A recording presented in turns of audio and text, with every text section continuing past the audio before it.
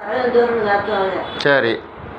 வரகஞ்சோறு மாதமாக இருக்க ஆசைப்பட்டு வரகஞ்சோறு கொண்டு கொடுத்தா அவன் வீட்டில் அன்றைக்கி பிறப்பொழுதும் சாப்பிட்றது மாதிரி சோறு ஒரு வா சோறு கேட்டதுக்கு குடும்பத்துக்கே சோறு கொடுத்துட்டேன். ஆமாம். அந்த அந்த புண்ணியமெல்லாம் எனக்கு கிடைக்கும். கிடைக்கும்ல. ஒரு வா சோறு தான் கேட்டிருக்க குழந்தைக்கு, நீ குடும்பத்துக்கு கொடுத்துட்ட. மாசமாக இருக்கவளுக்கு ஒரு வாயை சாப்பிடுவாங்க, அவ்வளோதான்.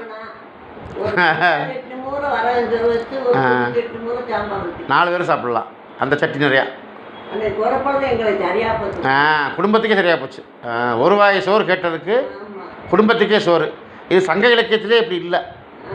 சங்க இலக்கியத்தில் அந்த 2000 வருஷத்துக்கு முன்னாடிமா திருவள்ளுவர் காலத்தில் உண்டு. ராத்திரியில் கதவை அடைக்கிறதுக்கு முன்னாடி யாராவது இருக்கீங்களா அப்படின்னு கேட்பாங்களாம். அன்றைக்கி திண்ணை கட்டுவாங்க வீட்டில், வழிப்போக்கர்லாம் திண்ணைக்கு வந்துடுவாங்க. யாராவது இருக்கீங்களா கேட்பாங்க கதவை அடைக்கிறதுக்கு முன்னாடி. இருந்தாங்கன்னா சாப்பாடு போட்டு தான் சாப்பிடுவாங்களாம்.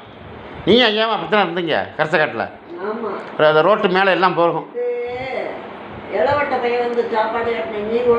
ஆமாம்.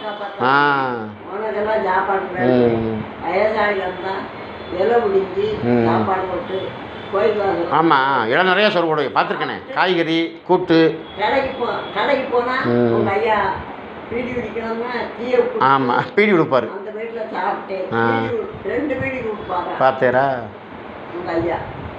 அவன் மனநோயாளி வந்தாலும் இலையை போட்டு சோறு போடுவீங்க. ஆமாம், அப்படிலாம் இப்போ யாரும் இல்லை.